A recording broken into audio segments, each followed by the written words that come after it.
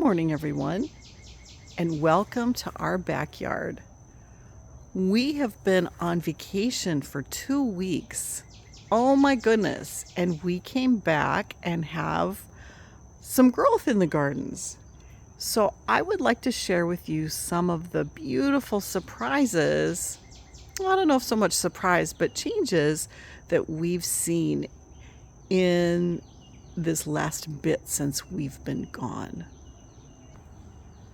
My name is Crystal, and I garden in Zone 9B along the Texas Gulf Coast, south of Houston. We're in the throes of the middle of July. It is hot and humid, very humid, especially coming from an area that isn't as humid. It's a little bit now trying to get used to the humidity again. And I am going to show you some of these wonderful changes. When we came home, my husband said, "Look at that monster." And it is true. Look at this giant milkweed. It is beautiful. Oh my goodness. This has grown from the soil up because we froze very low temperatures in January. But look at this, and it is blooming. Oh, blooming beautifully. And there is one also bloom cluster way up top there. This is easily, oh my goodness, 7.5 feet tall. Our fence is, I think, 6.5 feet. So this is crazy. We were so surprised with seeing this. And you might ask, well, it is a unique plant. This is a giant milkweed. It sustains monarch butterflies. That is why I have it in the yard, and I don't have any problems with it. You know, it will get the occasional aphid, but it doesn't get just covered with aphids. This one happens to be white blooming. I also have purple blooming giant milkweed. I have it in a container. Oh, that is just gorgeous. Love to see this change. And my Pride of Barbados, which you see here, started blooming for us just before I left. And so I've had a couple of these bloom spikes come up and bloom already. But summer, the heat of summer, is when this plant shines. And it has such airy foliage. I really like having this in the garden. Isn't that beautiful? Look at my big bumblebees back here on the firebush. Large bees in particular, these native bees, just love firebush. I thought they'd be a little bit larger by now. They're growing gorgeously. You can see they're about 4 feet tall. They'll just continue to grow. They're blooming. So of course, on these blooms, all the pollinators visit, and then it creates berries. I love hearing all these large bumblebees. And then my balloon milkweed. Oh, I see a bug there. That's probably those milkweed beetles that eat the seeds. I really like balloon milkweed. It is not a native, but it does really well for us here. It looks like maybe my natives didn't get enough water when we were gone. I thought we had watered this. I have green milkweed down here. I'm going to have to come through with the sprinkler to make sure that this is watered down here. But next to it, I'm really happy to see, look how much my senna has grown. This is the candlestick alata. This is the candlestick tree, and I started it from seed, actually kind of late in the spring. So I'm really happy to see its growth. I just hope it keeps on growing here. And then I have a bonus one down there. I didn't think that I planted 4 seeds, and it looks like I knew that one was going to sprout because I soaked the seeds, but I'm surprised to see that one. Keep on growing. Another surprise is my blue chiffon Rose of Sharon. It was on the brink of mutiny because we had received so much rain, and it did not like its conditions. But it has grown a lot of new growth in this little bit here that we've been on vacation, and look at that. It is starting to bud. This is the latest it has budded out for us, but I might be getting some flowers now on this Rose of Sharon. In front of it, I'm really, really excited to see all the blooms on my paniculata phlox. This is called a John Fanick phlox, which is a Texas superstar. It's native to our area. And I had put a couple of bamboo stakes up before we left just to make sure it wouldn't flop. And oh, I am so happy to see these. I'm probably going to have to release some here. But I'm really, really happy to see the blooms. I've got a lot of work that I need to do in the gardens. But look at this little Joe pieweed. Oh my goodness. Usually this is beautiful in the fall, but it is just blooming gorgeously. My liatris looks like it's completed its bloom cycle. But this little Joe pieweed, I'm so happy to see it. It's looking so healthy. I thought I lost it, but it is gorgeous. So if you saw my I think it was the April garden tour, my Stokes aster, which is native, it's a native to a lot of the United States. It had the most beautiful bloom cycle, and I needed to deadhead, and I didn't get a chance to deadhead it before I left, and I came home to almost a second flush, or it hadn't stopped. A lot of this is down lower. Oh, I was so happy to see this blue out here. So I will be coming out and deadheading now that I am back. But it was so fun to see this color. These blooms are so pretty, and the butterflies really love this flower.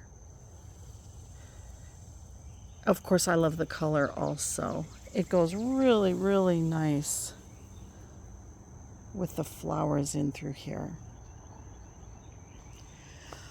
My pink Agora that I had to cut back significantly due to aphids is beautiful. Look at these stems, these pink, beautiful, airy flowers. It's amongst the pink gomphrena. That's the Truffula pink gomphrena from Proven Winners. Isn't that beautiful? Oh, I love that. And then my butterfly series, pink pentas. They are holding their own. I just love that sea of pink. It shows up so well in this garden. I'm really kind of surprised. I don't know why, but this Salvia leucantha is a monster. It has grown so much. It's still sending up some flowers. Typically, Salvia leucantha doesn't really show its huge bloom until the late summer and early fall for us. The growth, though, it's so large. It loves its life here. It's larger than the hot lip salvia it's next to. That has got to be 5 feet tall. Crazy. Usually my Salvia Amistad gets super crazy tall. So it is next to also a beautiful salvia that grows so well for us as Mystic Spires. But look at that. Mystic Spires is here, and Salvia leucantha, or Mexican bush sage, is there. And then I have to say, oh my goodness, let me get in a little bit better light. I came out and saw our vines, and they are still blooming. So we still have the few blooms here and there of our cardinal climber, but it has exploded. It's got another month before I want it to really bloom, but it has grown so much and filled in so much along here. That's one of the things that I like to do is garden vertically, and it does fill in for us so wonderfully. I just love the coverage we're getting. Look at that. It's just dense. The reason I have this, for those of you that are new to the channel, is for this bloom, and it will bloom hundreds, literally, in its peak on these 5 trellises. I will get upwards of 500 plus of these blooms a day, and the hummingbirds love that flower. So next to it, and I can see they've kind of grown together here. I'm going to have to deal with that. But next to it is the beautiful, trellised, gorgeous passion vine. And it has been flowering. It's so fun to come out here and see these flowers. They're just going to start to open up. It's a purple. This one's a purple flower. Oh, it is just beautiful. The reason I have all this passion vine along here is because it's the host plant to our Gulf fritillary. It's the host plant to, oh golly, 4 different butterflies, but the one that I see absolutely hands down the most is the Gulf fritillary. I have seen a variegated fritillary here, but I've not seen a Julia or any of the others that it hosts. But that's okay. The Gulf fritillary is the one that we see a lot of. And this monster, look at how beautiful this is. And I've got a volunteer passion vine here I've got to get out. But this is a beautiful, flowering just prolifically Kufia. This is one of the giants, and it is David Verity variety. And if you follow me, you know I love this variety. It is huge. This is its 2nd year, and it has just exploded. Golly, it is just, well, you can see how tall it is. It is wonderful. I do have it in a container, so it isn't in the ground. And the container, oh golly, probably is 1.5 feet, maybe 2 feet tall. Or 18 inches is probably more like it.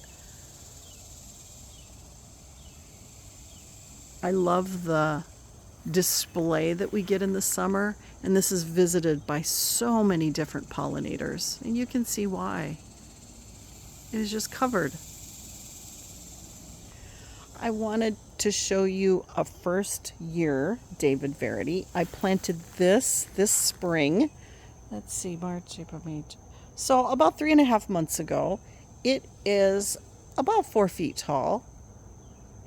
I planted it in the ground. You can see that it is also flowering beautifully. You want to put these in full sun. Everything that I've showed you so far is in full sun. And they reward you with gorgeous, prolific blooming. And if you're a pollinator gardener, that's what really brings the pollinators to your gardens. Another thing that I really love to grow is coleus. And this is my probably favorite burgundy colored coleus. It exploded while we were gone. It was large, but it has really, really grown. This is in a large container. It is called Beale Street from the Main Street series. And this was a $1.99 plant that I planted just from a tiny little nursery container. But goodness gracious, isn't that gorgeous? The branching, oh, the colors. The color is so rich and so deep. If you ever get a chance to grow this coleus, I really highly recommend it because of the contrasting color that you get. It's so dark, it's so deep. It's just a beautiful color and it retains it. A lot of the coleus that are this dark will revert when they start growing. They'll revert to their parent colors. You can kind of see that here in this leaf. And then it just explodes with the growth. A lot of people will take off the leaves that are doing that. But Beale Street is one of the few of these dark, deep coleuses that really retains its color beautifully.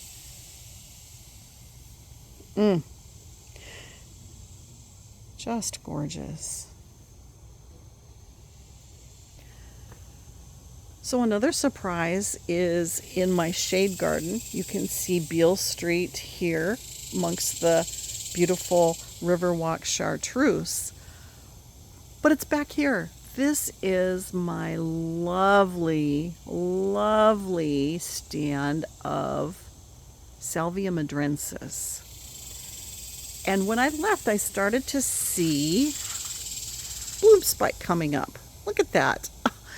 And it is getting blooms. It's a tad bit early for blooms. These bloom a butter yellow, and the bloom spikes on these are humongous. They can be 2 to 3 feet long.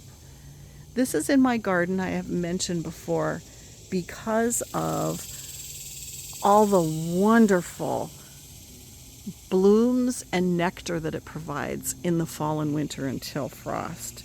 So in the meantime, I have this gorgeous foliage that I think it's such a beautiful plant. The texture is beautiful. You've heard me say this. I'm just so surprised. So something triggered it to start creating its bloom spikes. Then we came home and I saw this. And it was like, oh, we had caterpillars and they've eaten this to the ground. And we still have some. You can see some pipevine here. But we noticed one really large caterpillar. And we were so excited. It's unfortunate that we missed it, but look at that. This was all just covered in these plants. So, missed it because we were gone, but I am so happy to see. Still have some foliage, but all the caterpillars have now gone off to make their chrysalises. So the fennel is starting to bolt or flower. And you can see, oh, this one is so tall. Look at that.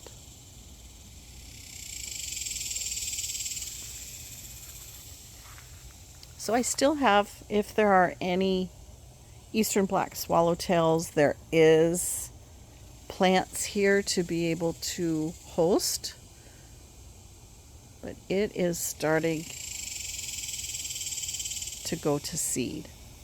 Next to it here, I've got a lot of flowers. Let me get a little closer. I was happy to see all the blue butterfly clerodendron buds. I do have a couple of flowers here. It's such a dainty little flower.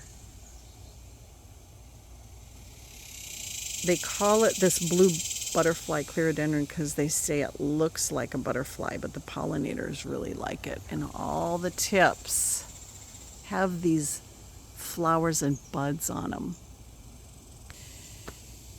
And then I'm going to do a real quick show of what I do with my plants that either need to be in the shade or they are in hanging baskets. And I put them underneath my tree. Let me come up here. This is a beautiful cypress tree. And you can see I've got some mess going on because we've got a lot of work that we're doing. And I put them under the tree for the shade, and then they get watered. And my husband so beautifully set up two sprinklers for me, and so they survived under our tree. And the reason I put a lot of these are shade plants anyway, but the reason I put them under the tree is so the hot sun doesn't get to them when we are gone, and then they're watered regularly. So the ones that go out in the sun will go out, and the rest will go back into their homes in the shade garden. Isn't that a gorgeous caladium? Well, thank you for joining me as I took a little walk through our gardens, just to see what took place while we were gone. We have a lot of wonderful growth. I hope you all have a wonderful day today. And I hope to see you again soon.